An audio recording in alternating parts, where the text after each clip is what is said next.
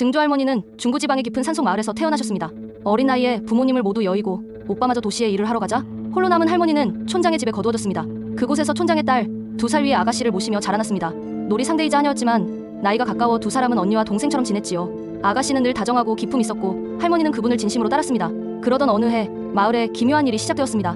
마을 사람들에게 미움받던 한 남자가 있었습니다. 그는 신앙심이라곤 전혀 없었고 지장보살상과 신을 모신 바위에 소변을 보거나 곡물을 발로 차고 짓밟았습니다. 심지어 탱구를 보았다며 체질력의 나무에 올라 소리를 지르고 물까지 뿌리곤 했습니다. 결국 그는 산속의 큰 나무 밑에서 싸늘한 시체로 발견되었습니다. 마을 사람들은 수군거렸습니다. 신의 천벌이다. 탱구에게 당했다. 그 뒤로 이상한 사고들이 연달아 일어났습니다. 길을 걷다 넘어지거나 나무에서 떨어지는 작은 사고가 매일같이 이어졌습니다. 사람들은 탱구의 저주라며 점점 불안에 휩싸였습니다. 겁에 질려 몰래 마을을 떠나는 사람들까지 생겨났습니다. 마을에서는 이 재앙을 멈추기 위해 재물을 바치자는 말까지 나왔습니다. 특히 산재물 얘기가 나왔는데 그것은 어린 여자아이를 뜻했습니다. 산속 마을에는 어린 딸아이가 많지 않았습니다. 그때 할머니는 알았습니다. 부모도 없고 의지할 가족도 없는 자신이 재물로 선택될 수 있다는 것을. 밤마다 그 공포에 떨며 잠을 이루지 못했다고 합니다. 그러던 어느 날 아침이었습니다. 늘 그렇듯 할머니가 아가씨의 방문을 열었는데 아가씨는 흔적도 없이 사라지고 없었습니다.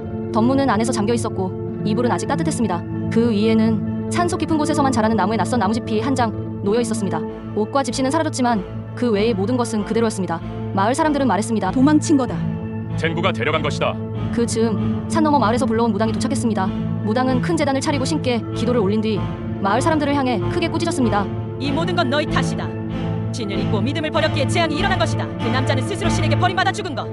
그리고 탱구는 본래 이 마을의 탱구가 아니라 대탱구의 심부름을 다녀오는 길에 들렀다가 그 남자의 무례 때문에 부정이 씌어 돌아가지 못한 것이다. 무당은 마지막으로 이렇게 말했습니다. 촌장의 딸은 카미카쿠시를 당했다.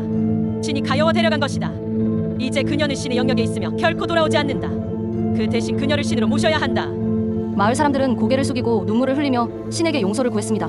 그리고 촌장의 딸을 신으로 모셨습니다. 촌장 집 안에도 작은 사당을 세우고 매일같이 기도와 제를 올렸습니다. 아가씨가 사라진 뒤에도 증조할머니는 잠시 촌장 집에 머물렀습니다.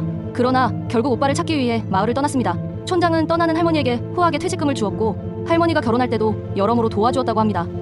그리고 아가씨가 쓰던 빚을 물려받아 평생 기도하며 소중히 간직했습니다.